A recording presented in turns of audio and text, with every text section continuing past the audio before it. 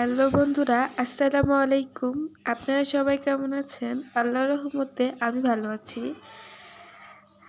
আজকে একটি অন্যরকম রেসিপি নিয়ে চলে আসছি। রমজান মাস তো চলে আসছে, তো রমজানে ইফতারের পরিবর্তনে সবসময় তো মুড়ি, বেগুনি, আলুর চপ খাই।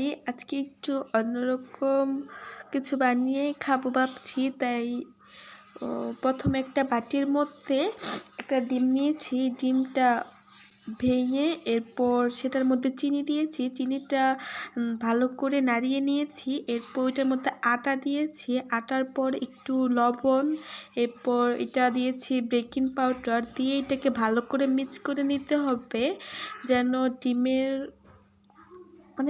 চিনির কোনো ইয়াটা না থাকে, এমনভাবে মিক্স করতে হবে। আর সামান্য পরিমাণ তেল দিয়ে নিয়েছি যেন হাতে না লেগে যায়। ডোটা তৈরির টাইমে তো অনেক সময় হাতে লেগে যাবে, যেন হাতে না লেগে যায় তার কারণে ওই পরিমাণ মতো তেল দিতে হবে। তেল দিয়ে এরপর ডোটা তৈরি করে নিয়েছি। এটা হচ্ছে ডো।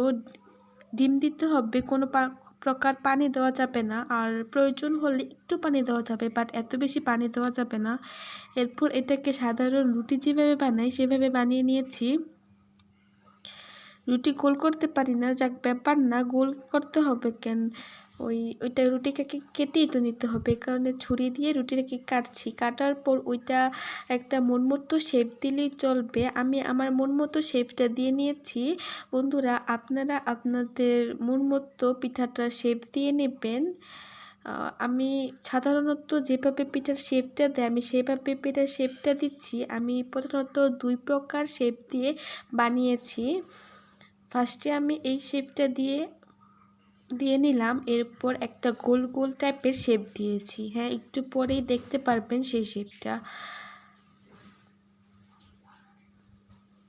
এই যে এরকম একটা গোল করে কেটে নিয়ে এরপর একটু ফুলের মতো ডিজাইন করলাম, দেখতেও ভালো লাগবে আর খেতেও ভালো লাগবে।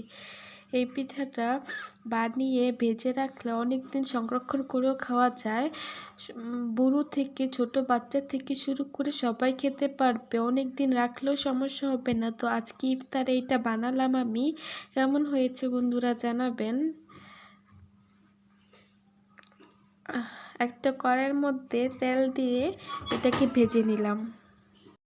একদম যে অনেক তেলে ভাজতে হবে তাও না, সামান্য পরিমাণ তেলে ভাজলেও সমস্যা নেই। পিঠাটা দেখতে সুন্দর লাগবে আর খেতেও খুব ভালো হবে। এই যে এই অনেকগুলো পিঠা বানিয়েছি, এই একটা গোল আর একটা হচ্ছে কিভাবে একটা শেপে, চারকোনাচের মতো একটা শেপে বানিয়েছি। খেতে খুব ভালো ছিল, খেয়েছিলাম, অনেক ভালো লাগলো। পিঠাটা কেমন হয়েছে সবাই জানাবেন। ধন্যবাদ সবাই।